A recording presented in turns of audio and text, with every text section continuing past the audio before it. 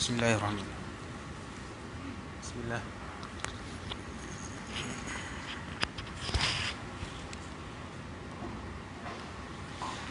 Bismillahirrahmanirrahim. Alhamdulillahi rabbil alamin, wassalatu wassalamu ala rasulihil amin wa ala alihi wa sahbihi ajma'in. Rabbi shrah li sadri wa yassir li amri wahlul 'uqdatam min lisani yafqahu qawli. Amma ba'd. Baik, kita sambung sesi terakhir dengan hadis yang seterusnya, hadis nombor 27. Hadis mengenai haji. An Abi Hurairah radhiyallahu anhu qala khatabana Rasulullah sallallahu alaihi wasallam faqala ayyuhan nas qad faradallahu alaikumul hajj fahujju faqala rajul akulla 'am ya Rasulullah fasakata hatta qalaha thalathan faqala Rasulullah sallallahu alaihi wasallam law qultu na'am lawajabat wala mastata'tum thumma qala dharuni ma taraktukum fa inna ma halaka man kana qablakum minal umam bikathrati su'alihim wa ikhtilafihim ala anbiya'ihim fa idza amartukum bi syai'in fa'tu minhu mastata'tum wa idza nahaitukum an syai' fad'uhu akhrajahu Muslim. Hadis 27 ini diriwayatkan oleh Abu Hurairah radhiyallahu anhu mengenai kefarduan haji. Abu Hurairah berkata, khatabana Rasulullah sallallahu alaihi wasallam, Rasulullah berkhutbah di hadapan kami. Dan Nabi berkata, wahai sekalian manusia, Allah telah memfardukan ke atas kamu semua haji. Maka pergilah menunaikan haji. Faqala rajulun, berkata seorang lelaki.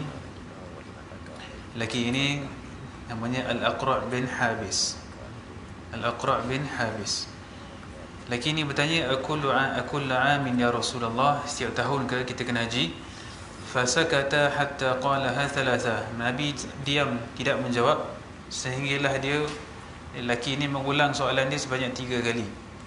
Maka Nabi pun menjawab, law qultu na'am la wajabat wa lam astata'tum. Sekiranya aku kata ya, nescaya dia akan menjadi wajib setiap tahun dan kamu semua tidak akan mampu untuk melakukannya. Kemudian Nabi kata, zaruni ma taraktukum, tinggalkan aku dengan apa yang aku tinggalkan untuk kamu. Fa innama halaka man kana qablakum minal umam bikathrati su'alihim wa ikhtilafihim ala anbiya'ihim. Sesungguhnya orang-orang yang datang sebelum kamu, mereka binasa kerana banyaknya bertanya dan berkhilaf dengan para anbiya mereka. Fa iza amartukum bi syai'in, dan apabila aku memberi perintah akan sesuatu, lakukannya dengan mengikut kemampuan, dan apabila aku menegah sesuatu perkara, maka tinggalkanlah. Akhrajahu Muslim. Baik, hadis ni menunjukkan yang pertama sekali adalah kefarduan haji. Hadis ni menunjukkan kepada kefarduan ibadat haji, dan kita semua tahu haji merupakan salah satu daripada rukun Islam. Baik. Beberapa isu yang kita ambil daripada hadis ini. Yang pertama ialah yang ulama kita sebutkan bila membahaskan hadis ini ialah al-amru yaqtadi at-tikrar am la yaqtadi at-tikrar. Apabila satu perintah, adakah dia harus diulangi ataupun tidak perlu diulangi? Okey, satu perintah, bila ada perintah daripada Nabi SAW ataupun daripada Allah SWT, adakah dia bermaksud kita kena ulangi lakukan perkara itu? Okey, kita kena ulang-ulang buat ataupun cukup buat sekali saja? Okey, ada yang mengatakan tidak. Okey, al-amrul mutlaq atau mutlaqul amri tidak la yaqtadi takrar. Ada yang kata yaqtadi at-tikrar, at-takrar. Okey, dan ada yang mengatakan perintah tidak mewajibkan kita berulang-ulang melakukan perintah tersebut, melainkan ada qarinah ataupun ada petunjuk yang menunjukkan kita kena buat selalu. Contohnya macam solat 5 waktu. Solat 5 waktu ada petunjuk yang mengatakan, ada dalil yang menunjukkan kita kena buat selalu tiap-tiap hari, maka kita kena ulang. Kalau ada yang lain, kalau tidak ada, kita kena tunggu sama ada tak dalil lain yang menunjukkan sama ada dia perlu diulang-ulang ataupun cukup buat sekali saja. Baik. Yang kedua, hadis ini juga menunjukkan bahawa Nabi SAW berijtihad. Nabi SAW berijtihad, dan ijtihad Nabi SAW tidak menyanggahi kehendak Allah Subhanahu wa taala. Dan yang keempat ialah asasnya adalah tidak ada kewajipan yang diwajibkan ke atas kita melainkan apa yang Allah wajibkan. Ibadat-ibadat ni tidak ada yang wajib melainkan apabila Allah Subhanahu wa taala datang mewajibkannya ke atas hamba-hambanya.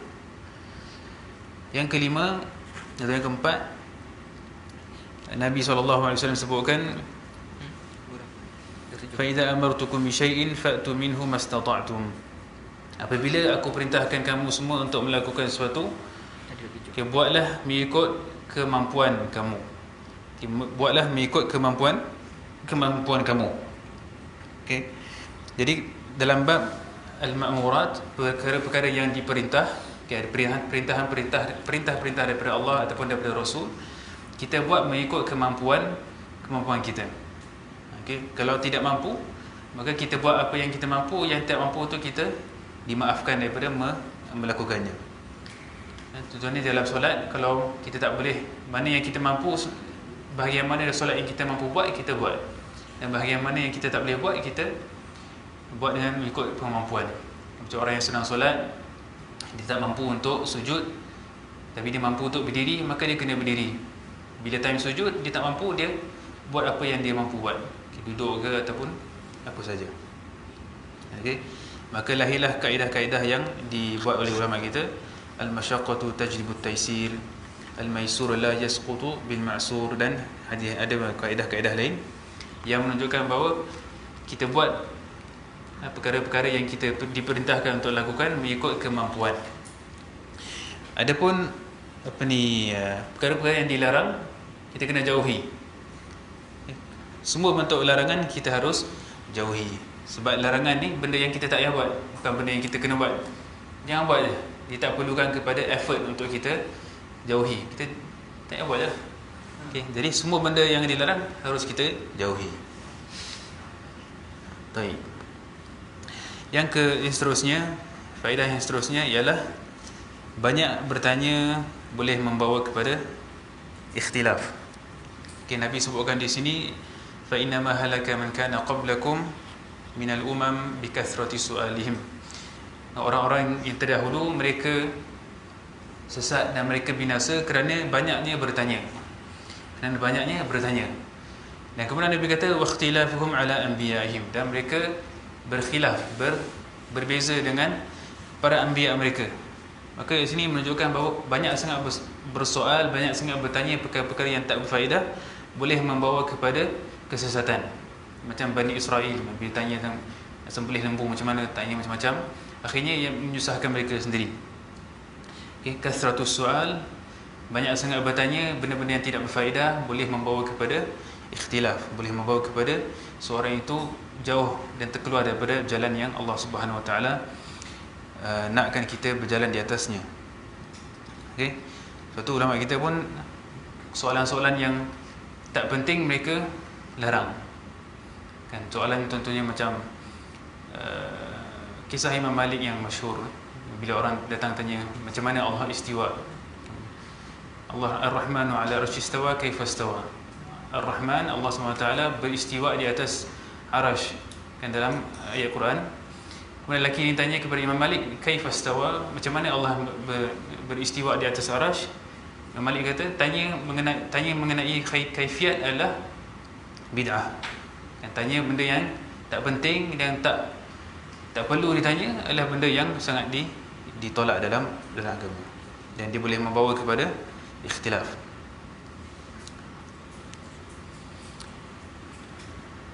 Baik.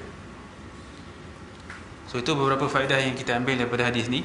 Yang pertama, yang penting sekali, yang berkaitan dengan tujuan utama buku ini dikumpulkan adalah untuk menetapkan bahawa haji itu adalah difardukan oleh Allah Subhanahu wa taala. Baik. Kita teruskan hadis seterusnya. Sekali kita nak solat duduk kan, kalau mampu takbir berdiri, kena berdiri dulu kan. Kalau dia mampu berdiri dulu.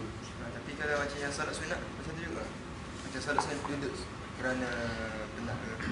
Kalau solat sunat dia tidak diwajibkan untuk berdiri. Rukun berdiri ni hanya untuk solat wajib, solat fardu sahaja. Solat sunat berdiri bukan rukun. Berdiri bukan rukun. Baik. Hadis yang seterusnya, hadis nombor 28. عن ابن عباس رضي الله عنهما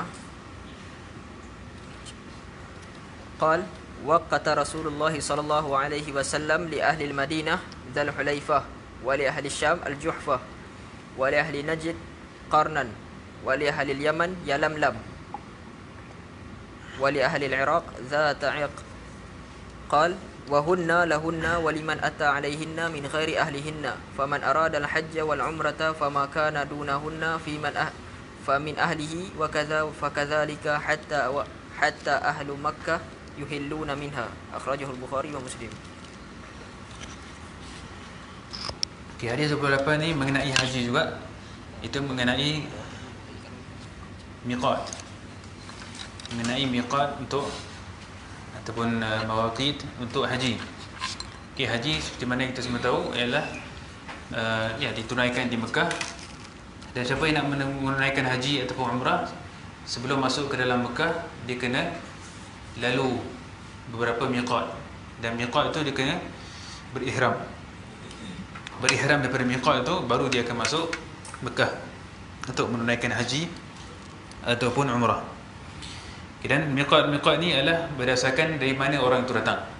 Jadi daripada mana dia datang.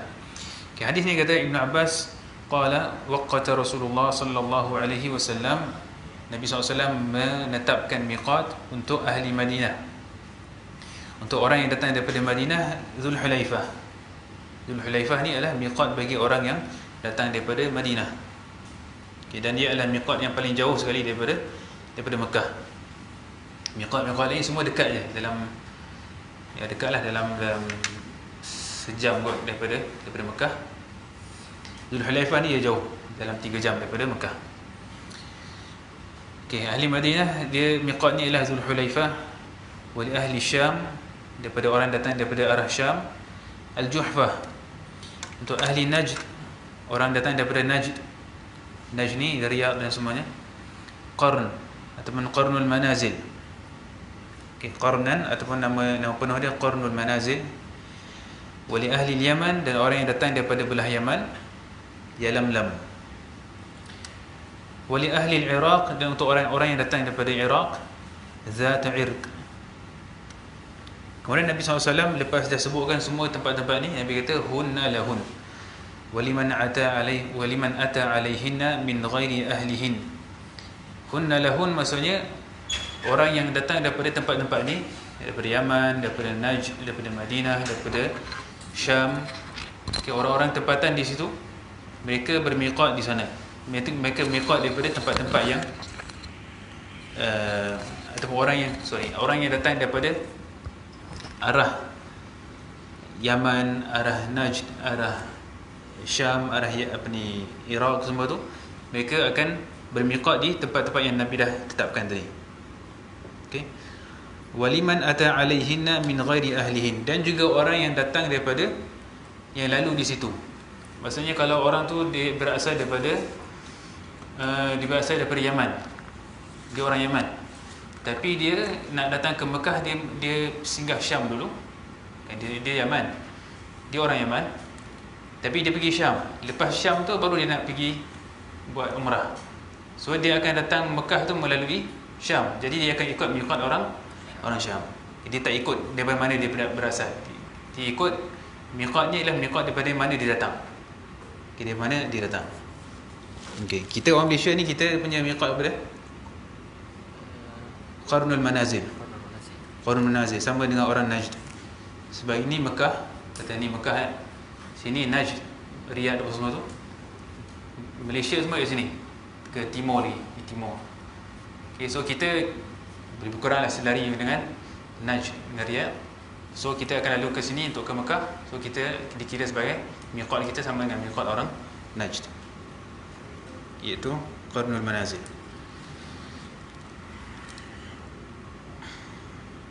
فمن أراد الحج والعمرة فما كان دونهن فمن أهله وكذا فكذلك حتى أهل مكة يهلون منها.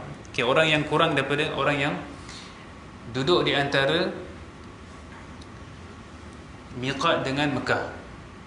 Rumah dia antara miqat dengan Mekah. So dia punya miqat dia adalah rumah dia je lah. Kata ni miqat, ni miqat dia kan. Ni Mekah. Rumah dia tengah-tengah ni. So dia pakai ihram daripada rumah dia je. Dia tak perlu pergi patah balik. Dia pakai rumah dia dan dia pergi umrah ataupun haji. Orang Mekah pula, orang yang duduk dalam Mekah, dia memang dalam Mekah kan, dia kena keluar ke? Orang Mekah dia beza. Kalau dia nak buat haji lain, kalau dia nak buat umrah lain. Ini untuk orang yang duduk dalam Mekah. Orang yang duduk dalam Mekah, kalau dia nak umrah, dia kena keluar daripada Mekah, keluar daripada tanah haram, kemudian masuk balik buat umrah. Kalau haji, dia tak payah keluar. Haji tak payah keluar, dia hanya berihram daripada rumah dia saja.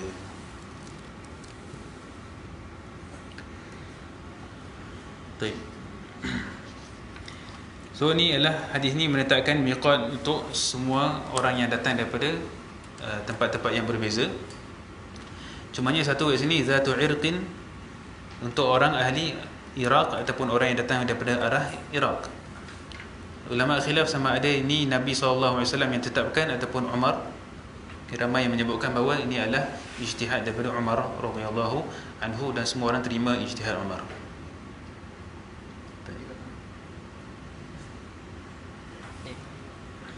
Zatul Iraq.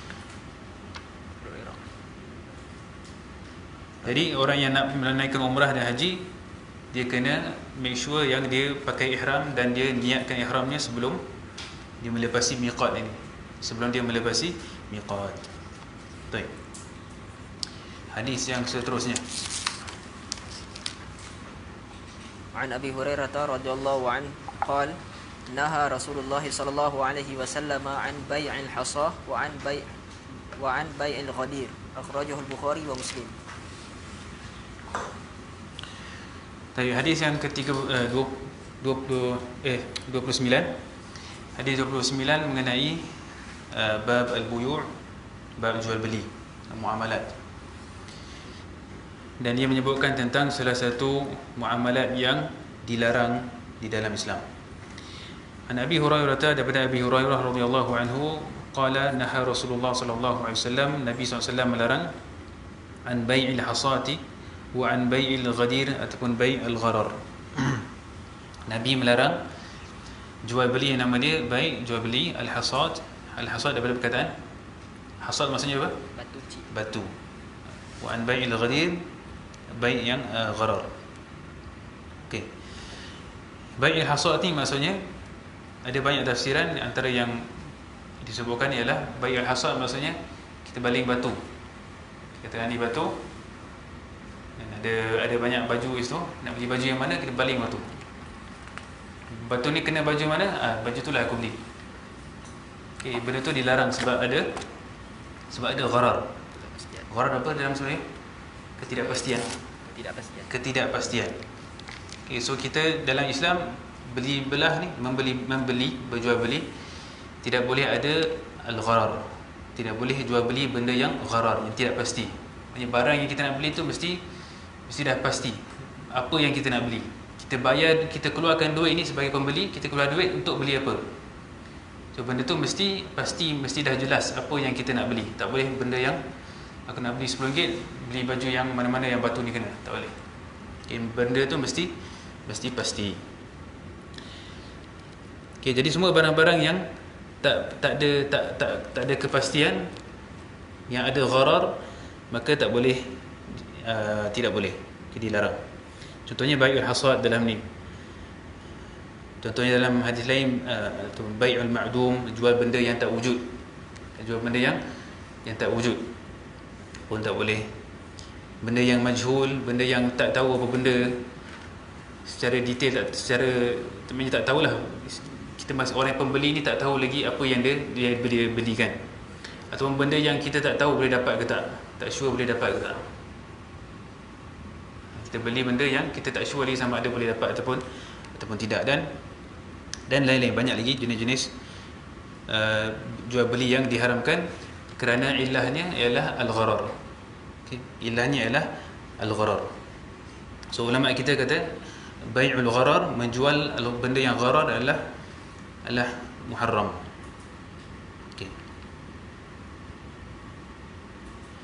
So bai'ul gharar adalah haram. Kenapa ulama kita sebutkan bai'ul gharar, bukan al-bai' alladhi fihi gharar?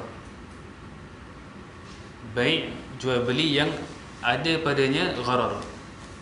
Dia beza antara bai'ul gharar dengan bai' alladhi fihi gharar. Bai'ul gharar maksudnya benda yang kita nak beli tu kita tak tahu apa. Gharar tu besar, maknanya kita tak tahu benda tu apa sebenarnya.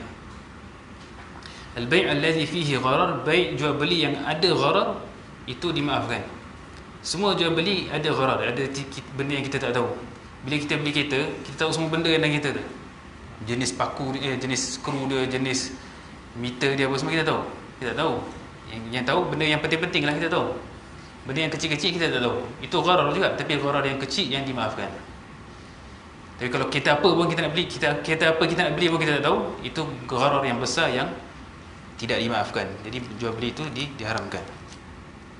Okay, so gharar yang besar tak boleh, gharar yang kecil ataupun yang memang ada yang tak boleh dielak, itu dimaafkan.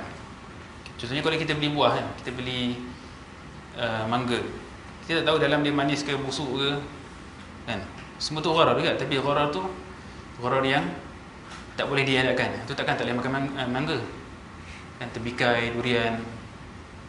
Okey, semua tu ada gharar yang, tapi gharar tu adalah gharar yang kecil yang dimaafkan.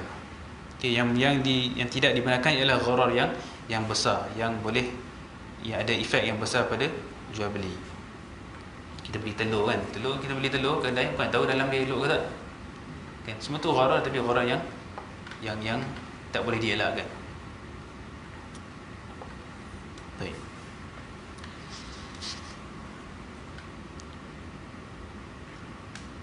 So hadis ni menunjukkan bahawa antara perkara yang menyebabkan suatu muamalat itu diharamkan adalah kerana ada gharar yang fahish, gharar yang besar. Okay. So dalam muamalat, seperti mana yang antum semua tahu, bahawa al-aslu fil muamalat al-ibahah kan. Semua muamalat itu mubah, harus, kecuali kalau ada benda-benda, ada beberapa perkara saja yang menyebabkan muamalat itu diharamkan, gharar, riba dan sebagainya. Okey. Hadis yang seterusnya, hadis yang ke-30. An Ubadah bin Samit radhiyallahu anhu qala Rasulullah sallallahu alaihi wasallam adh-dhahabu bil-dhahab wal-fiddah bil-fiddah wal-burru bil-burr والشعير بالشعير والتمر بالتمر والملح بالملح مثلا بمثل سواء بسواء يدا بيد فإذا اختلفت هذه الأصناف فبيعوا كيف شئتم إذا كان يدا بيد أخرجه مسلم. Hadis yang ke-30 mengenai riba. An Ubadah bin Samit radhiyallahu anhu qala Rasulullah sallallahu alaihi wasallam al-dhahabu bil-dhahab, emas dengan emas, perak dengan perak, al-burru bil-burr, wasy-sya'iru bil-syair, at-tamr bil-tamr, al-milh bil-milh, mithlan bi-mithlin, sawa'an bi-sawa', yadan bi-yadin. Mithlan bi-mithlin maksudnya kena sama dari segi kuantiti ataupun nilainya. Yadan bi-yadin, kena tangan ke tangan. Fa idza ikhtalafat hadhihi al-asnaf fabi'u kaifa syi'tum idza kana yadan bi-yadin. Apabila berbeza je jenis-jenis barang ini, maka boleh jual mengikut sesuka hati. Idza kana yadan biyadin, selagi mana ia ada taqabud, ada tangan ke tangan. Hadis ini mengenai riba. Hadis ini mengenai riba. So riba ni ada dua jenis riba. Riba nasab dengan riba al-fadl. Riba nasab maksudnya ada penangguhan. Riba disebabkan penangguhan. Riba fadl, riba yang disebabkan oleh ketidaksamaan dalam nilai. Okay. So al-amwal, harta ni terbahagi kepada dua. Ada yang barang-barang yang harta yang ribawi, yang boleh terkena padanya riba, dan ada harta yang ghairu ribawi, harta yang tidak terpakai padanya hukum riba. So ada dua. Harta ni ada yang boleh terkena hukum hakam riba, dan ada yang tak kena hukum hakam riba. Tak kena hukum hakam riba ni benda-benda yang tak ada, yang selain daripada yang disebutkan dalam hadis ni. Kerusi, handphone, laptop, semua tu tak ada kena-mengena dengan riba. Okay. Benda yang kena-mengena dengan riba, benda yang Nabi sebutkan dalam hadis ni sahaja, dan perkara yang dikiaskan padanya. Okey. So riba ni barang-barang yang ribawi, harta-harta yang ribawi ni terbahagi kepada dua. Berdasarkan hadis ni kita bagikan kepada dua berdasarkan illahnya. Yang pertama sekali ialah zahab dengan fiddah, emas dan perak. Dan jenis yang kedua ialah yang selain daripada tu, al-bur, syair, tamr, milh. Itu jenis yang kedua. Okay, so yang Nabi sebutkan dalam hadis ni ada berapa? 1, 2, 3, 4, 5, 6. Dia ada 6 jenis. So 6 jenis ni kita bagi kepada dua. Yang pertama, grup yang pertama emas dan perak. Grup yang kedua 4 yang lain tu, makanan tu. Okay.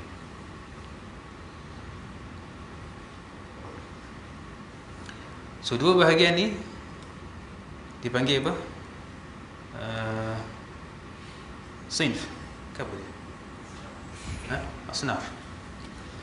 So satu zahab dengan fiddah, satu lagi 4 tu kan. Baik. So bila kita jual beli, ada beberapa keadaan. Yang pertama sekali, bila kita jual beli antara dua harta yang tidak ribawi, dua benda yang tidak ribawi. Contohnya pen dengan handphone. Dulu ni barang yang bukan ribawi, sebab tak ada dalam hadis ni. Kalau kita nak exchange pen dengan phone, tak ada syarat. Ikut suka tinggal lah. Kalau nak tukar. Nak ada jual beli antara pen dengan handphone, tak ada masalah, tak ada syarat. Okey, sebab dua-dua barang ni adalah ghairu ribawi. Okey, yang kedua, kalau satu ribawi, satu lagi tidak ribawi. Contohnya duit lah. Satu ribawi, duit, dan satu lagi ialah pen. Kan sekarang ada exchange antara dua barang, iaitu antara duit dengan pen. Duit adalah barang ribawi sebab dia dikiaskan kepada zahab dan fiddah. Kan, yang barang yang kedua adalah pen. So satu ribawi, satu lagi tidak ribawi, pun tak ada syarat juga. Tidak boleh berlaku padanya riba. Yang ketiga, keadaan yang ketiga, kalau kedua-duanya barang ribawi. Kedua-duanya barang ribawi. Okey. Kalau kedua-duanya barang ribawi, ada dua keadaan. Yang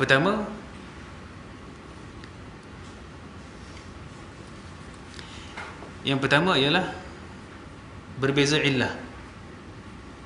Kan tadi kita bagi 2 dengan 4 kan, dua barang, emas dan perak dengan 4 lagi. Kita pisahkan ni berdasarkan kepada illah. Ni illah dia satu, ni illah dia illah berbeza.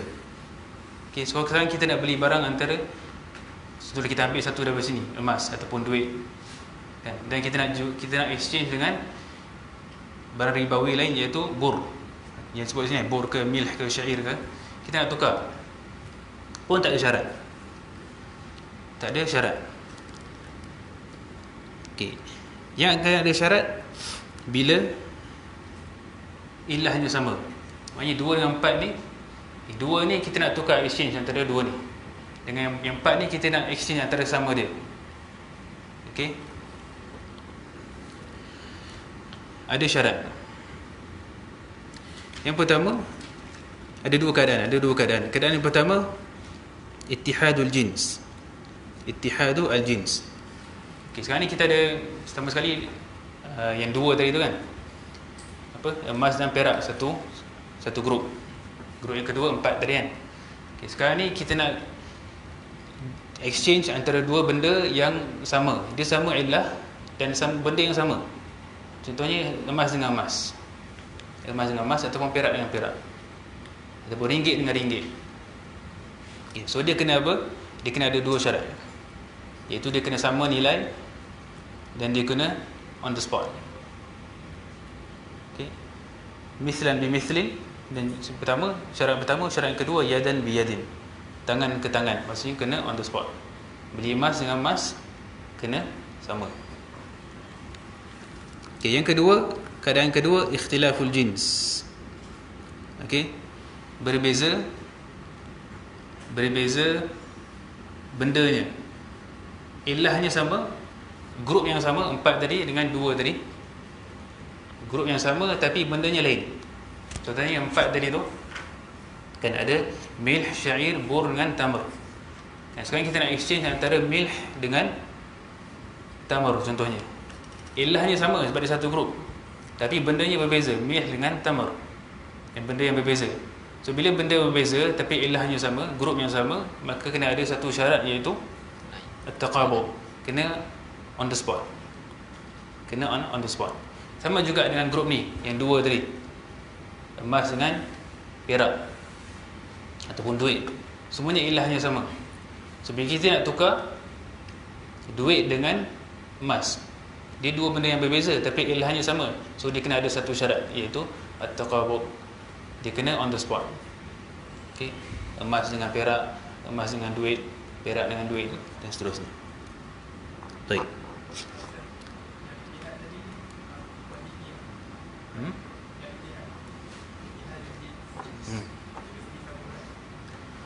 Sama berat. Dia kena sama berat ni.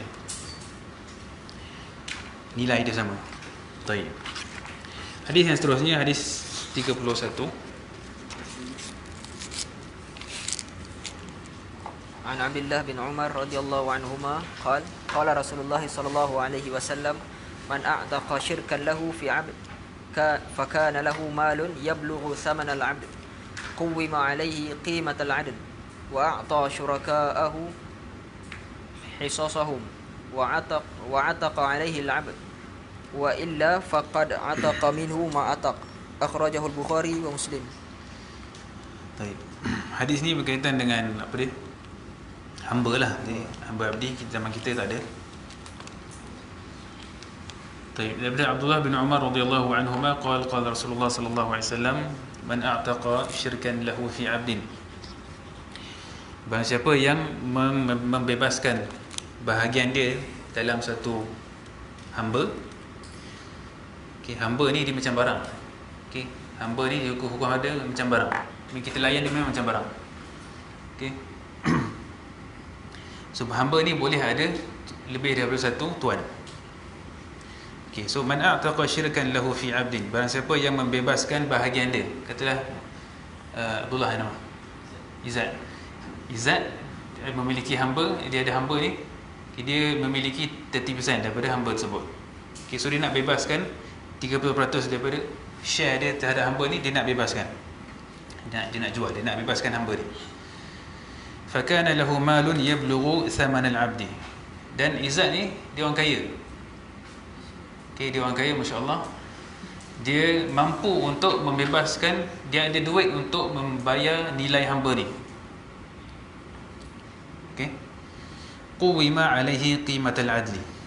Maka dia hamba ni kita panggil seorang yang adil, seorang yang mahir untuk mengira nilai hamba. Kita tengok hamba ni apa kelebihan dia ada, apa kemahiran yang dia ada. Kata harga dia 20,000. Maka wa a'ta syuraka'ahu hisasahum wa ataqa alaihi al-'abdu.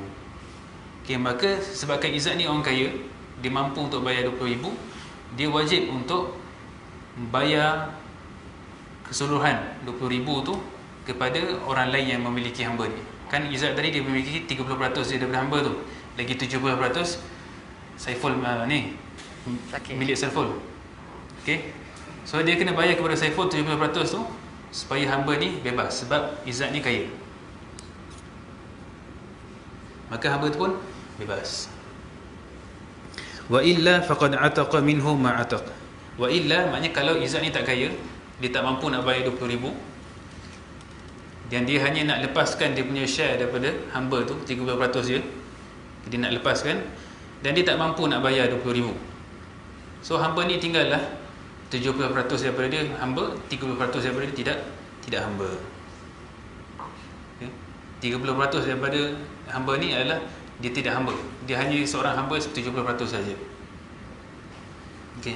So dia beza keadaan bila Izzat kaya ataupun Izzat tak kaya. Kalau Izzat kaya, Izzat wajib untuk bagi duit dekat Saiful supaya hamba ni bebas. Tapi kalau tak kaya, tak mampu, maka 30% je lah daripada hamba ni yang bebas.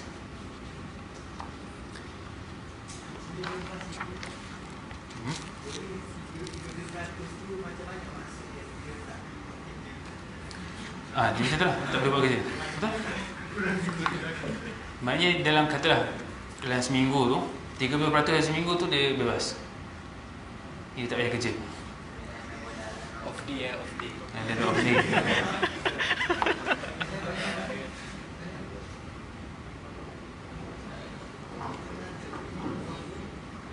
Baik. Hadis yang seterusnya, hadis yang ke-32. عن عبد الله بن عمر رضي الله عنهما قال قال رسول الله صلى الله عليه وسلم عن عائشة رضي الله عنها قالت كان في بريرة 3 سنن خيرت على زوجها حين عتقت وأهدي لها لحم فدخل علي رسول الله صلى الله عليه وسلم والبرمة على النار فدعا بطعام فأتي بخبز وأدم من أدم البيت فقال ألم أرى برمة على النار فيها لحم قالوا بلى يا رسول الله ذلك لحم تصدق به على بريرة فكرهنا أن نعطمك منه فقال رسول الله صلى الله عليه وسلم هو عليها صدقة وهو منها لنا هدية أخرجه البخاري ومسلم.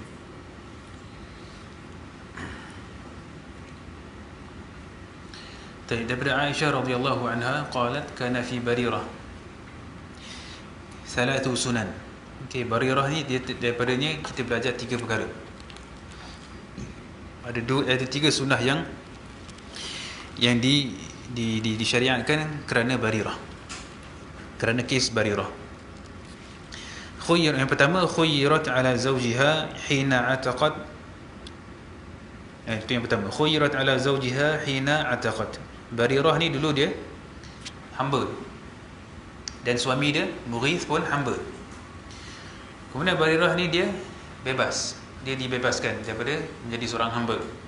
Dan bila dia dibebaskan daripada hamba, dia di khuyyirat, dia diberi pilihan oleh Rasulullah sallallahu alaihi wasallam sama ada nak tinggal bersama Mughith juga ataupun tidak, ataupun nak berpisah, nak bercerai.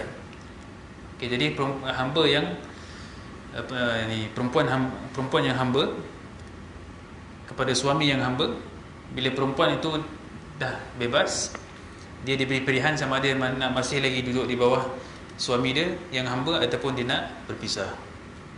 Okay, dan Barirah dia pilih untuk berpisah. Dia pilih untuk berpisah, dia tak nak lagi duduk dengan Mughith, suami dia. Okay, itu yang pertama. Yang kedua, sunnah yang kedua, wa uhdiya laha lahmun fadakhala alayya Rasulullah sallallahu alaihi wasallam wal burmatu ala an-nar. Okay, Barirah ni mendapat dihadiahkan kepadanya daging. Ni Aisyah tengah cerita yang Barirah ni diberikan hadiah kepadanya ataupun diberikan sedekah kepada dia daging. Fadakhala alayya Rasulullah sallallahu alaihi wasallam, maka Rasulullah pun masuk ke dalam rumah Aisyah. Wal burmatu 'ala an-nar, dan burmah ni apa dia? Periuk. Periuk sedang berada di atas api. Fada'a bi ta'amin, kemudian Nabi minta makanan, nak makan. Fa utiya bi khubzin wa udmin min udmil bait. Maka Nabi pun dibawakan makanan, iaitu roti dengan udum. Udum ni benda yang nak cicah lah, benda yang cicah daripada udumil bait, daripada apa yang ada dalam rumah. Cicah kopi ke, teh ke, kuah ke, apa-apalah. Faqala, maka Nabi pun sebut, alam ara burmatan 'ala an-nar fiha lahmun. Nabi kata, bukankah tadi aku nampak ada periuk atas api, ada daging dalam tu? Qalu bala ya Rasulullah, ya betul, memang ada. Zalika lahmun tusaddiqa bihi 'ala Barirah. Daging tu, daging yang ada dalam periuk tu adalah sedekah yang diberikan kepada Barirah. Fakarihna an nut'imaka minhu, dan kami tak suka untuk berikan daging itu kepada kamu, sebab dia adalah sedekah kepada Barirah.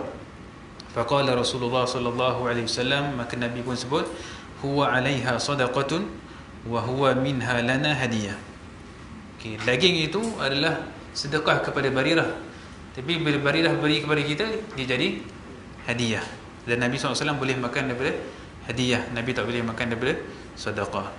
Hadis ni menunjukkan bila suatu barang itu berpindah milik, kalau barang tu dia dapatkan secara haram pun, secara haram, contohnya gaji dia, gaji yang tak sepenuhnya halal, tapi dia bagi kepada kita duit, nah 1,000, kita pun walaupun kita tahu dia kerjanya tak berapa halal sangat, kita boleh ambil, sebab duit itu haram untuk dia, halal untuk kita.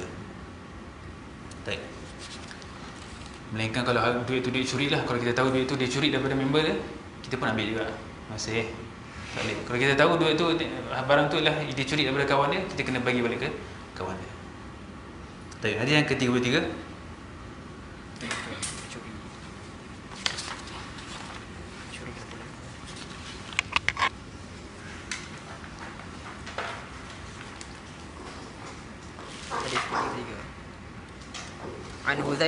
عن حذيل بن شرحبيل قال سئل أبو موسى رضي الله عنه عن ابنة وبنت ابن وأخت فقال للابنة النصف وللأخت النصف وأتي ابن مسعود فسيتابعني. فسئل ابن مسعود وأخبر بقول أبي موسى رضي الله عنهما فقال لقد ضللت إذن وما أنا من المهتدين أقضي فيها بما قضى رسول الله صلى الله عليه وسلم للابنة النصف ولبنت الابن السدس تكملة الثلثين وما بقي فللأخت. فأتينا أبا موسى وأخبرناه بقول ابن مسعود فقال لا تسألوني ما دام هذا الحبر فيكم. أخرجه البخاري. Hadis 33 ni berkaitan dengan salah satu daripada masail faraid. Faraid ni adalah benda yang satu ilmu yang mudah dilupakan, mudah lupa. Kalau tak ulang memang cepat lupa. Dan faraid ni adalah benda yang Allah SWT Allah sendiri yang menetapkannya. Dalam surah An-Nisa, dalam beberapa ayat, Allah sendiri dah tetapkan apa harta yang layak diambil ataupun layak dimiliki oleh para waris. Jadi ini benda yang Allah sendiri yang tetapkan. Dan khilaf dalam bab faraid ini pun kurang sikitlah bandingkan dengan bab-bab lain. Sebab ayat yang dalam Quran tu memang ayat yang jelas, Allah sendiri yang letakkan. Anak dapat banyak ni, mak dapat banyak ni, bapa dapat banyak ni, sini. Allah sendiri yang letakkan bahagian bagi setiap ahli waris. Baik. So ni antara hadis-hadis yang ada berkaitan dengan faraid, tak banyak sangat. So di sini disebutkan an Huzail bin Shurahbil qala su'ila Abu Musa al-Asy'ari ditanya mengenai seorang yang mati, an ibnatin wa binti ibnin wa ukhtin. Maksudnya Abu Musa al-Asy'ari ditanya tentang seorang yang mati dan dia meninggalkan ahli warisnya, iaitu 3 orang. Ibnatin, anak perempuan, bintu ibnin, anak perempuan kepada anak perempuan kepada anak lelaki, cucu perempuan lah, cucu perempuan. Dan cucu perempuan ni anak kepada anak lelaki dia. Ahmad mati, dia tinggalkan anak perempuan dia namanya Sumayyah, dan cucu perempuan Maryam. Okey. Wa ukhtin, dan dia ada saudara perempuan. Dia ada sister dia, ukht. So ada 3 orang. Semuanya perempuan. So Abu Musa pun dia kata, lil ibnati an-nisfu wa lil ukhti an-nisf wa'ti ibn Mas'udin fasayutabi'uni. Abu Musa kata untuk anak perempuan tu dia dapat separuh harta. Al-ukht, saudara perempuan dia dapat separuh. So cucu tadi tak dapat apa lah. Cucu dia tadi tak dapat apa. Kemudian dia kata pergi jumpa dengan Ibnu Mas'ud, dia akan fasayutabi'uni, dia akan apa nak cakap, fasayutabi'uni, dia akan bersetuju. Bersetuju. Fasu'ila Ibnu Mas'ud, maka Ibnu Mas'ud pun ditanya. Wa ukhbira biqauli Abi Musa, dan dia diberitahu tentang fatwa Abu Musa al-Ash'ari radhiyallahu anhu. Faqala laqad dalaltu idhan wa ma ana minal muhtadin. Dia sebutkan ayat ni, aku sesatlah aku sekiranya begitu, dan aku tidak akan termasuk dalam orang yang mendapat hidayah. Maknanya dia tak setuju dengan fatwa Abu Musa al-Ash'ari. Dan dia kata kalau aku ikut fatwa Abu Musa al-Ash'ari, aku akan sesat. Kemudian dia kata aqdi fiha bima qada Rasulullah sallallahu alaihi wasallam. Maka aku tak akan ikut apa yang Abu Musa al-Ash'ari fatwakan, aku akan ikut apa yang aku dengar daripada Rasulullah sallallahu alaihi wasallam, iaitu lil ibrati an-nisfu wa li binti libni as-sudusu takmilat as-sulusain wa ma baqiya falil ukht. Iaitu anak perempuan dapat dapat separuh, wa li binti libn, dan cucu dapat 1/6, as-sudus 1/6, takmilat as-sulusain, untuk menyempurnakan 2/3, wa ma baqiya, dan apa yang selebihnya untuk al-ukht. Fa ataina Abu Musa, kami pun jumpa dengan Abu Musa, fa akhbarnahu bi qawli Ibn Mas'ud, dan kami bagi tahu dia tentang fatwa Ibn Mas'ud. Abu Musa al-Ash'ari pun kata, dah kau jangan tanya aku soalan selagi mana Ibn Mas'ud masih lagi hidup. Okay, kalau Ibn Mas'ud masih lagi hidup, kau tanya dia, jangan tanya aku. Okay. So di sini adalah salah satu daripada hadis yang menceritakan tentang ilmu faraid. Okey, so yang tepatnya ialah apa yang difatwakan oleh Ibnu Mas'ud, apa yang difatwakan oleh Ibnu Mas'ud. Okey, so al-bint, anak perempuan mendapat separuh. Apa ayat dia, ayat Quran tu? Yusikumullahu fi auladikum lidzakari mithlu hadzil unthayain fa in kunna nisaa'an fawqa ithnatayn falahunna thuluthu ma tarak wa in kanat wahidatan falaha an-nisf. Okay, kalau anak perempuan seorang, dia dapat nis, separuh. Okey, settle. Kemudian cucu pula. Cucu ni, kenapa cucu ni dapat juga? Cucu perempuan. Sebab cucu perempuan sama, dia mengambil hukum yang sama dengan anak perempuan. Okay, dalam beberapa keadaan cucu perempuan ni hukumnya sama dengan anak perempuan. Okay, so dalam keadaan ni anak perempuan tadi dapat separuh berdasarkan ayat Quran tadi, in kanat wahidatan falahan nisf. Bintul ibn, cucu perempuan ni pula, dia dapat 1/6. Okay, kenapa dapat 1/6? Sebab dia hukumnya sama dengan anak perempuan. Cucu perempuan dia akan hukumnya sama dengan anak perempuan. Cuba kita tengok ayat tadi apa? Yusikumullahu fi auladikum lidzakari mithlu hadzil unthayain fa in kunna nisaa'an fawqa ithnatayn falahunna thulutha ma tarak. So al-banat, perempuan, anak perempuan, kalau dia ramai lebih daripada satu, dia akan dapat 2/3. Dia akan dapat 2/3. Okey, so bila anak cucu perempuan ni ada, dia kira sebagai macam anak juga, anak perempuan. So dia akan dapat sepatutnya dapat 2/3 sebab ramai lebih daripada seorang anak perempuan. 2/3 dia akan dapat. Tapi dalam ayat yang lain tadi, al-bintu wa in kanat wahidatan falahan nisf. Anak perempuan kena dapat separuh. Okey, so dia dapat separuh. Tapi kalau perempuan ramai kena dapat 2/3. So lebih 2/3 tolak separuh, jadi 1/3. 1/6, sorry, 1/6. Okay, 2/3 tolak 1, tolak setengah, 1/2 sama dengan 1/6. So dia dapat 1/6. Kakak dia pula al-ukht, dia dapat lebih saki-baki. Kalau ada lebih dapat, kalau tak ada tak dapat lah. Okay. Sebab ada kaedah dalam faraid, dia kata al-akhawat ma'al banat asabat. Al-akhawat ma'al banat asabat. Okay, al-akhawat, saudara perempuan, bila ada je banat, anak perempuan, dia akan jadi asabat. Asabat ni apa dia? Orang yang mewarisi harta tanpa tanpa kadar yang Allah berikan. Kalau ada lebih dapat, kalau tak ada tak dapat. Asalnya akhwat ni dia ada kadar yang Allah dah tentukan. Tapi bila adanya banat, maka dia dah turun level daripada ashabul furud, daripada orang yang Allah dah tentukan kadarnya, jadi orang yang dapat lebihan. Orang yang dapat lebihan. Okey.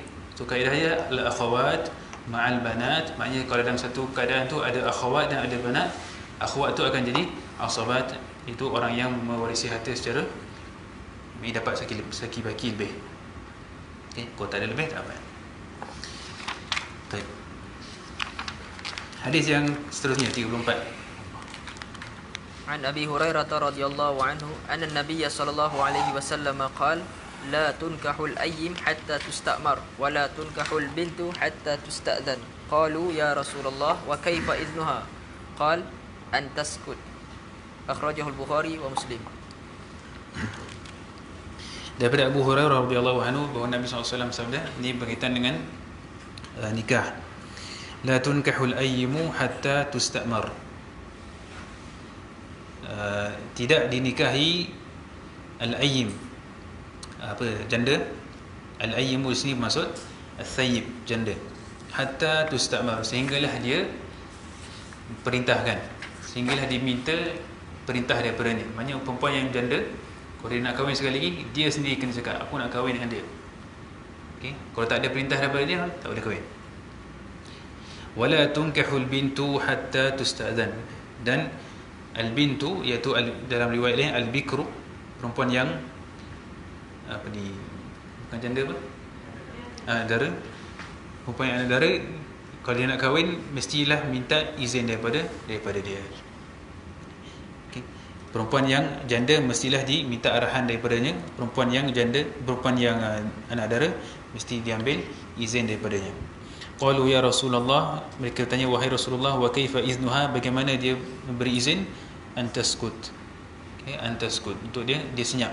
Maknanya kita kata ada orang nak kahwin kau sini, dia senyap ni. Mari bukanlah senyap terus. Dia senyap je, okey. Taklah bagi dia masa untuk 3-4 hari, seminggu, fikir. Kemudian bila tanya balik, jadi nak ke kahwin? Dia senyap. Okay, maknanya dia setuju. Okey. So al-ayyimu di sini, la tunkahul ayyimu, ayyimu bermaksud al-thayyib. Okay, perempuan yang janda. Walaupun dalam bahasa dikatakan bahawa al-ayyim ni maksudnya semua perempuan yang tak ada suami. Tak kiralah dia janda ke, anak dara ke, kalau tak ada suami dan dia dah balik, dikira sebagai ayyim dalam bahasa lah. Tapi dalam hadis ni al-ayyim lebih spesifik, iaitu al-thayyib, perempuan yang janda. Jadi meminta izin, meminta arahan daripada seorang janda ni mesti kita kena minta arahan daripada janda baru dia dikahwinkan, dan juga meminta izin daripada anak dara untuk dia berkahwin. Dia tak boleh kahwin sekali tanpa keizinan dia. Baik. Hadis seterusnya, hadis ke-35. عن عائشة رضي الله عنها قالت قال رسول الله صلى الله عليه وسلم يحرم من الرضاعة ما يحرم من الولادة أخرجه البخاري ومسلم. طيب عائشة رضي الله عنها قالت, dia berkata bahawa Rasulullah sallallahu alaihi wasallam bersabda, yuharramu min ar-radha'ati ma yuharramu min al-wiladah. Diharamkan disebabkan oleh susuan. Apa yang diharamkan disebabkan oleh al-wiladah, itu yang nasab, keturunan. Okay, so hadis ni berkaitan dengan hukum hakam ar-radha'ah, susuan. Jadi susuan menyebabkan seorang itu menjadi haram. Okay, haram dari sudut apa? Haram yang pertama dari sudut nak menikahi, okay, untuk menikahi. Dan yang kedua dia jadi mahram untuk bermusafir. Dia boleh jadi mahram untuk bermusafir dan boleh juga buka tudung, dedahkan aurat di hadapan orang yang telah disusukan.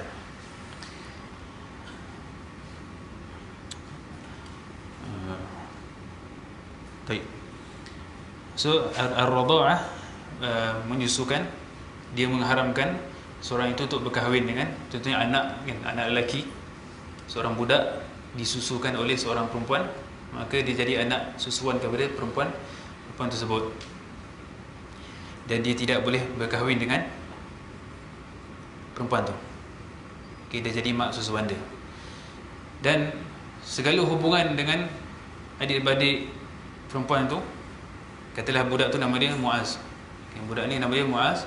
So Muaz dah jadi macam sebahagian daripada ahli keluarga makcik dia, nama dia Aisyah. Okay, dia dah jadi sebahagian daripada Aisyah. So kakak Aisyah jadi makcik dia, nenek Aisyah nenek dia juga, anak Aisyah adik-beradik dia, tak boleh kahwin dan jadi mahram.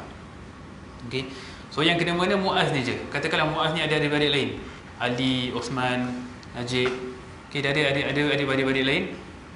Adik-beradik yang lain tak ada kena-mena dengan Aisyah. Yang jadi ahli keluarga dengan, yang ada hubungan dengan makcik Aisyah ni adalah Muaz saja. So Ali, abang kepada Muaz ni, tak ada kena-mena dengan makcik Aisyah. So, boleh ke Ali kahwin dengan makcik Aisyah? Ali nak kahwin dengan makcik Aisyah ni, boleh tak? Boleh. So Ali ni abang kepada Muaz dan juga ayah susuan. Okay. Dan ada syarat-syarat dia, ada syarat-syaratnya. Antara syaratnya ialah kena susuan tu kena 5 kali. Budak tu kena kurang daripada umur 2 tahun, 3 tahun, 4 tahun, 10 tahun tak boleh. 25 tahun lagi tak boleh. Okay, dan dia kena daripada susu dia kena daripada susu wanita itu, tak kira lah susu, tak kira walaupun wanita tu dah mati. Katakanlah dia dah simpan susu perah kan, susu badan, susu yang dah perah, simpan dalam peti, dalam freezer, kemudian mati dah dia. Okay, so budak ni minum selepas kematian Aisyah ni, kerana tuan daripada susu ni. Okay, dia masih lagi jadi mahram dia. Okay, walaupun Aisyah ni dah mati.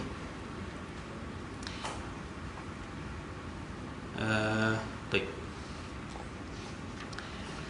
Dan ada syarat-syarat lain. Baik, kita teruskan dengan hadis yang seterusnya, hadis yang ke-36. عن عائشة رضي الله عنها قالت دخلت هند ابنة عتبة امرأة أبي سفيان رضي الله عنهما على رسول الله صلى الله عليه وسلم فقالت يا رسول الله إن أبا سفيان رجل شحيح لا يعطيني من النفقة ما يكفيني ويكفي بني إلا ما أخذت من ماله بغير إذنه فهل علي في ذلك من جناح فقال رسول الله صلى الله عليه وسلم خذي من ماله بالمعروف ما يكفيك ويكفي بنيك وقالت أيضا إن رسول الله صلى الله عليه وسلم حرم من الرضاع كما يحرم من النسب أخرجه البخاري ومسلم. Baik, hadis ini berkaitan dengan nafaqah. Aisyah radhiyallahu anha berkata, dakhalat Hindu ibnatu Utbata imra'atu Abi Sufyan. Hind, isteri kepada Abu Sufyan, jumpa dengan Rasulullah sallallahu alaihi wasallam dan dia berkata, ya Rasulullah, Abu Sufyan ni seorang lelaki yang kedekut. La yu'tini minan nafaqah, dia tidak memberikan kepada aku nafaqah. Ma yakfini, tak beri nafaqah yang cukup dan tidak cukup untuk aku dan tidak cukup untuk anak-anak. Illa ma akhadtu min malihi bighairi idzni, melainkan kalau aku ambil harta dia tanpa izin dia. Kalau aku boleh ambil harta dia tanpa izin dia, cukuplah. Tapi Abu Sufyan sendiri dia tak bagi nafkah yang cukup kepada aku dan juga untuk anak-anak. Fahal alayya fi zalika min junah? Dosa ke aku? Faqala Rasulullah sallallahu alaihi wasallam, khuzi min malihi bil ma'ruf ma yakfiki wa yakfi banik. Okey, ambillah, kata Rasulullah, ambillah daripada hartanya bil ma'ruf, dengan sekadar uruf. Dia sekadar yang diterima uruf. Janganlah ambil banyak sangat. Perlu RM10 ambil RM2,000. Itu dah melampau. Perlu RM10 ambil RM10 lah. Perlu RM100 ambil RM100. Ma yakfiki wa yakfi baniki. Ambil apa yang cukup untuk kamu dan untuk anak-anak kamu. Okay, berapa faedah kita ambil dari hadis ni? Yang pertama, kewajipan nafkah seorang lelaki kepada isterinya dan anak-anak dia. Okay, seorang lelaki, ketua rumah, dia wajib memberi nafkah kepada isteri dan anak-anaknya. Faedah yang kedua, nafkah ni dikira mengikut kadar kifayah. Kadar kifayah apa? Kadar keperluan. Okey. Kadar keperluan yang diperlukan oleh isteri dan anak-anak. Okey, kita tak perlu set berapa harga sehari berapa, seminggu berapa, ikut kepada keperluan si isteri dan anak-anak. Kalau dia perlukan lebih, itulah kadar kifayahnya. Kalau dia perlukan kurang, itulah kadar kifayahnya. Okay, yang ketiga, faedah yang ketiga, boleh untuk seorang mufti untuk mendengar ataupun bercakap dengan perempuan ajnabi dalam keadaan-keadaan yang memerlukan, seperti minta fatwa hukum dan sebagainya. Faedah yang keempat, boleh diharuskan untuk menyebut perkara yang diharuskan untuk kita menyebut keburukan orang lain ketika meminta fatwa, nak bertanya tentang hukum dan sebagainya. Okay, secara asalnya, bila kita nak sebut sesuatu yang buruk mengenai seseorang, benda itu adalah diharamkan. Itu dipanggil apa? Ghibah, mengumpat. Tapi dalam keadaan-keadaan tertentu, dibenarkan untuk kita ghibah, dibenarkan untuk kita bercakap tentang keburukan seseorang, seperti dalam nak minta fatwa, nak minta hukum di depan hakim, ataupun ada orang minta nasihat tentang seseorang. Kita kenal orang tu, ada orang lain datang kepada kita, boleh tak anak aku nak kahwin dengan dia okey tak? So kita sebut segala keburukan yang kita tahu tentang orang tersebut. Itu tidak ada masalah. Yang kelima, diharuskan untuk isteri mengambil haknya walaupun tanpa izin suami.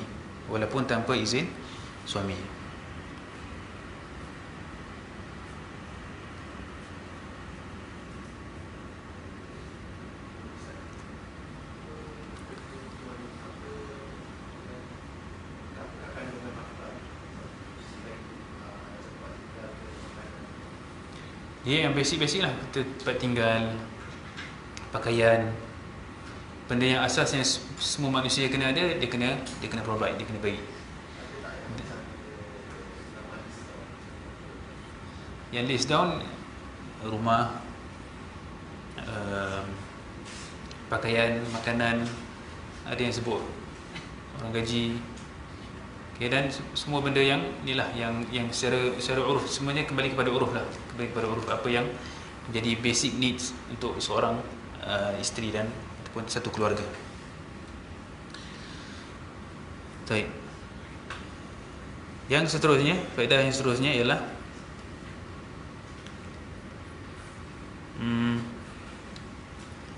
Nabi SAW ketika dia menjawab soalan Hind di sini, adakah dia jawab soalan sebagai seorang orang yang memberi fatwa, ataupun seorang mufti, ataupun seorang hakim, qadi? Okay, so ulama mereka berbincang dan mereka berkhilaf. Ada yang kata Nabi SAW dalam hadis ni Nabi seorang qadi. Okay, kalau Nabi seorang qadi, maknanya seorang perempuan bila dia nak ambil harta suami dia kena jumpa qadi, dia kena ada arahan daripada hakim dulu, mahkamah dulu, baru dia boleh buat. Tapi ada yang kata ini adalah ifta, ini adalah fatwa, dia bukan hukum. Beza kan fatwa dengan hukum. Hukum ni apa? Mulzim. Hukum ni adalah dia apa? Dia hukum ni apa? Dia wajib dilaksanakan. Fatwa ni kita ambil fatwa tapi tak semestinya dilaksanakan. Okey. So ada yang mengatakan Nabi di sini adalah mufti, dia bagi fatwa. Jadi kalau ulama yang mengatakan Nabi kat sini adalah mufti bukan hakim, maka seorang perempuan tu boleh ambil harta suaminya tanpa perlu menunggu arahan daripada mahkamah.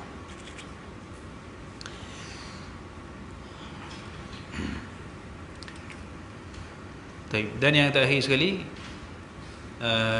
faedah yang kita ambil daripada hadis ni ialah kita kembali kepada uruf dalam perkara-perkara yang tidak ditetapkan oleh syarak. Dan perkara yang tidak ditetapkan oleh syarak kadarnya, maka kita kembali kepada uruf. Kembali kepada uruf. Seperti dalam nafaqah ni, nafaqah tidak ditetapkan oleh syarak bagaimana kadarnya. So kita kembali kepada uruf, apa yang dianggap sebagai nafaqah yang diterima oleh orang ramai. Hadis yang seterusnya 37. عن ابن عباس رضي الله عنهما أن رسول الله صلى الله عليه وسلم قال يوم الفتح لا هجرة بعد الفتح ولكن جهاد ونية وإذا استنفرتم فانفروا أخرجه البخاري ومسلم. Baik. Hadis ini berkaitan dengan jihad dan hijrah. Nabi SAW sebutkan pada hari Fath Makkah, la hijrata ba'da al-fathi walakin jihadun wa niyyah. La hijrata ba'da al-fath, tidak ada hijrah lagi selepas pembukaan. Walakin, tapi jihad dan niat.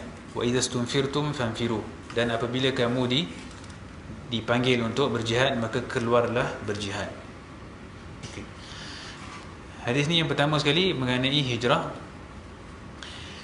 Okay. Yang pertama sekali ulama kita sepakat bahawa hijrah daripada Darul Harbi, daripada negara kafir, negara yang kita tak boleh nak menzahirkan Islam, masih lagi kekal. Okay? Hukum hijrah daripada negara yang kafir ke negara yang Islam masih lagi kekal hingga ke hari kiamat. Okay? Orang yang duduk di negara-negara bukan Islam dan dia tidak boleh menegakkan hukum hakam Islam, syiar Islam, maka dia wajib untuk berpindah ke negeri-negeri Islam, dan hukum ini kekal sehingga ke hari kiamat. Jadi apa maksud Nabi la hijrata ba'da al-fath? Tidak ada hijrah lagi selepas al-fath. Ada dua tafsiran ulama. Yang pertama, bermaksud tidak ada lagi hijrah daripada Mekah. Tidak ada lagi hijrah daripada Mekah. La hijrata, tidak ada lagi hijrah, maksudnya tidak ada lagi hijrah daripada Mekah. So hijrah yang dilakukan oleh para muhajirin tu adalah hijrah daripada Mekah yang pertama dan yang terakhir. Okay, hijrah yang pertama dan terakhir. Tidak ada lagi hijrah daripada Mekah selepas itu. Dan ini antara mukjizat Nabi SAW juga. Okay, sebab Nabi SAW macam dia predict bahawa Mekah ni akan sentiasa berada di tangan umat Islam sampailah ke hari ini. Mekah ni ada dalam tangan umat Islam sampailah ke hari ini. Itu tafsiran yang pertama. Tafsiran yang kedua, la hijrata ba'da al-fath, maksudnya tidak ada hijrah, maksudnya tidak ada hijrah yang sama fadilatnya seperti hijrah yang para muhajirin lakukan. Tidak ada hijrah yang sama fadilatnya, sama kehebatannya seperti hijrah yang dilakukan oleh para muhajirin. Dan kita semua tahu pun umat Islam yang masuk Islam sebelum Fathu Mekah dan selepas Fathu Mekah pun berbeza darajat mereka, kan? Berbeza dia punya level. La yastawi minkum man anfaqa min qabli al-fathi wa qatal. Tidak sama orang yang berinfak dan berjihad sebelum Fathu Mekah, dan orang yang masuk Islam ketika Fathu Mekah pun ada nama dia, Muslimatul Fath. Bukan contohlah. Jadi mereka tak sama level. Dan semua hijrah-hijrah yang akan dilakukan selepas ini tak sama dengan hijrah yang dilakukan oleh para muhajirin radhiyallahu anhum ajma'in. Kemudian Nabi kata walakin jihadun wa niyyah, tapi yang ada adalah jihad dan niyyah. Jihad yang ada hanyalah jihad, yakni jihadlah, jihad berperang dengan orang bukan Islam, jihad dengan nafs dan sebagainya. Tidak ada hijrah tapi ada jihad. Maknanya tak ada hijrah, tidak ada amalan yang, maksudnya hijrah ni kita keluar daripada tempat kita pergi ke tempat lain. So perbuatan hijrah macam tu tidak ada melainkan jihad. Jihad pun sama juga macam hijrah. Dari satu sudut ialah dia kena keluar daripada rumah dia, daripada kawasan dia, pergi berjihad, pergi berjihad. So hijrah yang sama dengan dengan hijrah para muhajirin tak ada, tapi ada yang akan kekal sampai ke hari kiamat ialah jihad. Wa niyyah, dan juga niyyah. Niat juga adalah satu benda yang besar. Niat juga adalah satu benda yang besar.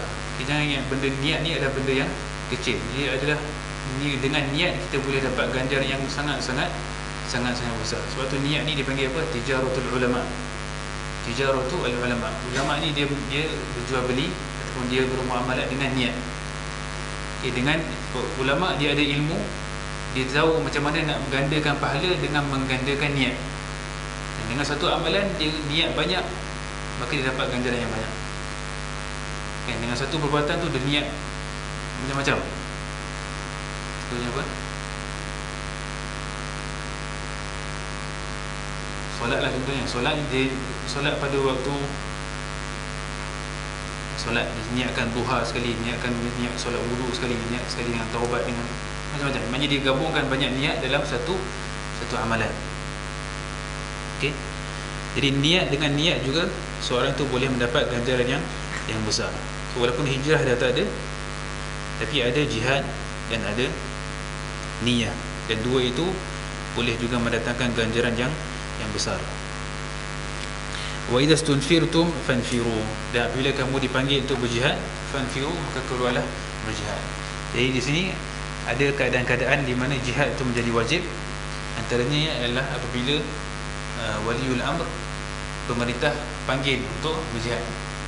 Kalau ada arahan daripada pemerintah untuk semua lelaki keluar berjihad, maka menjadi wajib bagi semua lelaki untuk keluar berjihad. Hadis yang seterusnya, hadis 38. عن عبد الله بن مسعود رضي الله عنه قال قال رسول الله صلى الله عليه وسلم لا يحل دم امرئ مسلم يشهد أن لا إله إلا الله وأني رسول الله إلا بإحدى ثلاث النفس بالنفس والثيب الزاني والمارق من الدين التارك للجماعة أخرجه البخاري ومسلم.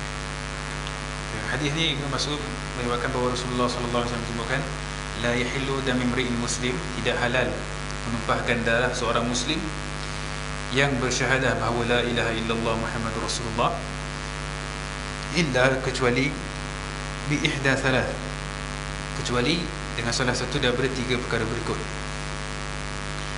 Yang tak boleh tumpahkan darah seorang muslim melainkan satu daripada tiga perkara berikut. An-nafsu bin nafs, nyawa dengan nyawa. Ini orang yang membunuh secara sengaja dan ikut semua syarat-syaratnya, maka dia boleh dihukum bunuh. Sebab dia membunuh, maka dia boleh diambil nyawa dia. Wathayyibu az-zani, dan al-thayyib yakni al-muhsan, orang yang pernah berkahwin. Orang yang pernah berkahwin dan pernah berjima', kemudian dia berzina, maka hukuman dia adalah rajam. Hukuman dia adalah rajam.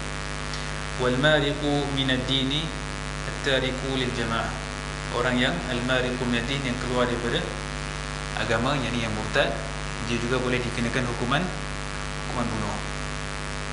Jadi hadis ni menunjukkan bahawa pertama sekali ialah besarnya nilai darah seorang muslim. Besarnya nilai darah seorang muslim. Kita tak boleh menumpahkan darah seorang muslim dengan secara sebarangan. Kena ada sebab yang diterima oleh syarak, barulah darah seorang muslim itu boleh ditumpahkan. Dan di sisi Allah Subhanahu Wa Taala, darah seorang muslim itu, nyawa seorang muslim sangatlah besar. Nabi sebutkan dalam sebuah hadis, la zawalud dunya ahwanu 'ala Allah min qatli rajulin muslim. Hancur satu dunia ni lebih ringan lagi di sisi Allah daripada menumpahkan darah seorang muslim. Okey. Darah mati seorang muslim ni lebih besar lagi di sisi Allah daripada kehancuran dunia. Dan membunuh ni pun adalah satu benda dosa yang besar. Nabi sebutkan lan yazal al-mu'min fi fushatin min dinihi ma lam yusib daman haraman. Seorang lelaki, seorang mukmin tu masih lagi dalam keadaan yang baik sehinggalah dia menumpahkan darah yang haram untuk ditumpahkan. Bila seorang tu dia telah menumpahkan darah, maka dia telah meletakkan diri dia dalam bahaya. Boleh jadi Allah SWT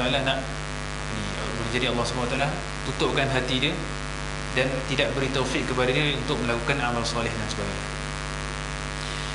Baik, so dalam hadis ini menunjukkan bahawa ada 3 perkara saja yang membolehkan seorang muslim itu dibunuh. Seorang pembunuh, seorang muhsan yang berzina, dan orang yang murtad. Baik, hadis yang seterusnya, hadis ke-39. عن جابر بن عبد الله الأنصاري رضي الله عنه أن رجلا من أسلم أتى رسول الله صلى الله عليه وسلم فحدثه أنه زنى فشهد على نفسه 4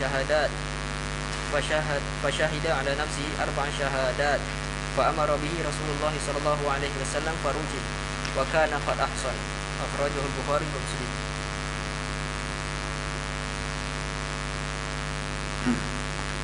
Hadis ni mengenai had zina daripada Jabir bin Abdullah Al-Ansari radhiyallahu anhu, anna rajulan min Aslam, seorang lelaki daripada Aslam, boleh jadi dia apa? Ma'iz al-Aslami.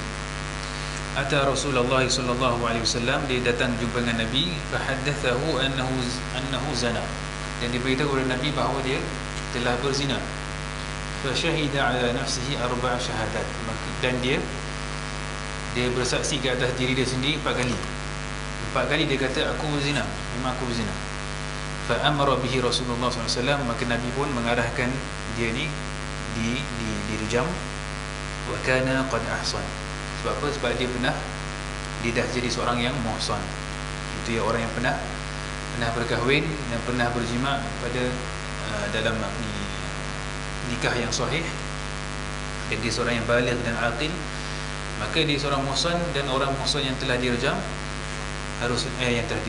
orang muhsan yang telah berzina, hukumannya adalah direjam sampai mati. Jadi ini antara salah satu cara hukuman zina ini ditetapkan, iaitu melalui pengakuan. Melalui pengakuan orang yang melakukannya. Jadi ulama khilaf, adakah mesti 4 kali ataupun sekali cukup, yang boleh rujuk dalam buku fiqh.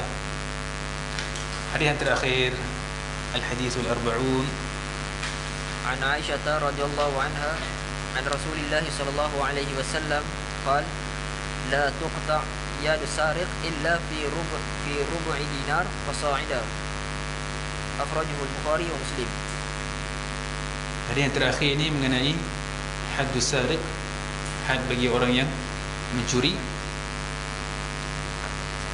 dan nisab dia. Apa nisab barang yang dicuri? Dia tak semua barang yang dicuri itu pencurinya kena potong tangan. Ada had dia, ada kadar minimum dia. Ana Aisyah radhiyallahu anha an Rasulullah sallallahu alaihi wasallam qala la tuqta'u yadus sariq, tidak dipotong tangan seorang pencuri illa kecuali fi rub'i dinarin fasa'idan, kecuali dalam 1/4 dinar fasa'idan, dan ke atas. Baik. So di sini yang pertama sekali ialah had atau hukuman bagi orang yang mencuri ialah dipotong tangan dia. Berdasarkan firman Allah SWT, was-sariqu was-sariqatu faqta'u aydiyahuma. Dalam surah Al-Maidah. Dan mencuri ni, as-sariqah, mencuri maksudnya mengambil harta, akhuzul mali khifyatan fi hirzin mithlihi, mengambil harta secara senyap-senyap, sedangkan harta itu disimpan dan dijaga. Maksudnya disimpankan dalam tempat yang biasa disimpanlah. kereta dah masuk dalam parking, apa ni, barang kemas disimpan dalam lock dia, kemudian dicuri secara senyap-senyap, maka itu dipanggil sebagai sariqah. Apa ni, mencuri lah. Baik. So apa nilai barang yang dicuri itu baru dikira sebagai sariqah, yang dipotong tarangannya? Kalau dia curi barang yang paling minimum rubu' dinar, okay, barang yang bernilai rubu' dinar, 1/4 dinar. 1/4 dinar bersamaan dengan 1 gram lebih, bukan 1 gram, apa nama dia, emas, 1.0625 gram, lebih kurang lah, 1 lebih sikit gram emas. 1 gram emas sekarang berapa ringgit? 160 atau 80 ke lah. Kata 1.0625 ni kira 200 ke 210 ke. Okey. Jadi siapa yang mencuri senyap-senyap dia mencuri suatu barang yang disimpan dan barang itu bernilai RM300 contohnya, dan dia ditangkap, maka tangannya harus dipotong. Tangannya harus dipotong. Tangan mana? Kiri kanan? Yang kanan. Okay. Kalau kurang daripada tu, curi RM10, tak kena potong lah. Tak kena potong. Kecuali dalam mazhab Zahiri, dia kata potong tak. Curi pen ni, potong. Pen buah ni RM5, kena potong je. Itu mazhab Zahiri lah. Tapi mazhab Syafi'i dan lain-lain, mereka menetapkan nisab barang yang dicuri itu mestilah minimumnya 1.0625 gram nilai dia. Dan itu adalah nisab bagi barang yang dicuri. Wallahu ta'ala alam. Dan last sekali, Al-Imam Al-Munziri rahimahullah, dia mengakhiri kitabnya dan dia kata apa, wa akhirul ahadits al-arba'in fil ahkam wa kullu ma fihi mimma kharrajahu al-Bukhari wa Muslim rahimahumullah ta'ala wal lafdhu fihi li muslimin. Dan lafaz yang dibawakan dalam ni semuanya daripada Muslim. Sebab apa? Sebab dia pernah mengikhtisarkan Muslim.